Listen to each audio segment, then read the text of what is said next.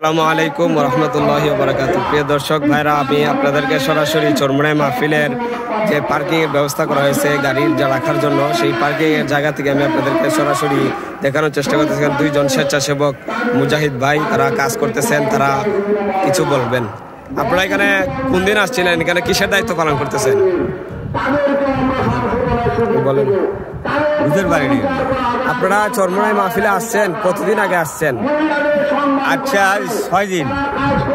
আপনারা এই 6 দিন ধরে এই মাহফিলের মাঠের পরিদর্শন করছেন? এখানে কতগুলো গাড়ি আসছে আনুমানিক চরমোনাই মাহফিলে?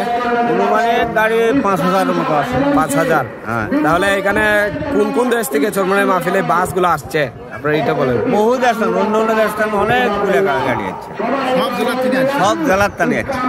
আপনারা কোন জায়গা থেকে আসছেন চরমোনাই মাহফিলে দায়িত্ব পালন করার জন্য? আপনারা কোন জায়গা থেকে আসছেন চরমোনাই মাহফিলে? আমরা বগুড়া, শেখপুর, সংখ্যা। আপনারা এই বগুড়ার আপনাদের এলাকা থেকে কতজন আসছেন কাফেলা নিয়ে? ঢাকার থেকে আমরা আসি নাই। কতজন আসছেন আপনারা? আমরা আসছি 71-72 জন। আপনি কোন জায়গা থেকে আসছেন? আমরা হচ্ছে বগুড়া নন্দীগ্রাম। বগুড়া। আপনারা কতজন আসছেন আপনাদের কাফেলায়? আমাদের কাফেলা তো 75 জন আছে। কাফেলা 75 জন। দর্শক, আপনারা দেখছেন চরমোনাই মাহফিল থেকে এখানে মুজাহিদ ভাইরা যারা দায়িত্ব পালন করতেছেন, তাদের স্বেচ্ছাসেবকের যে দায়িত্ব টিম রাখা হয়েছে, তারা চরমোনাই মাহফিলে দায়িত্ব পালন করছে। তারা বাসের যে টার্মিনাল রয়েছে, তারা 6-7 দিন যাবৎ তারা বলছেন যে 4-5 হাজার গাড়ি সারা বাংলাদেশ থেকে এই চরমোনাই মাহফিলে জড়ো হয়েছে।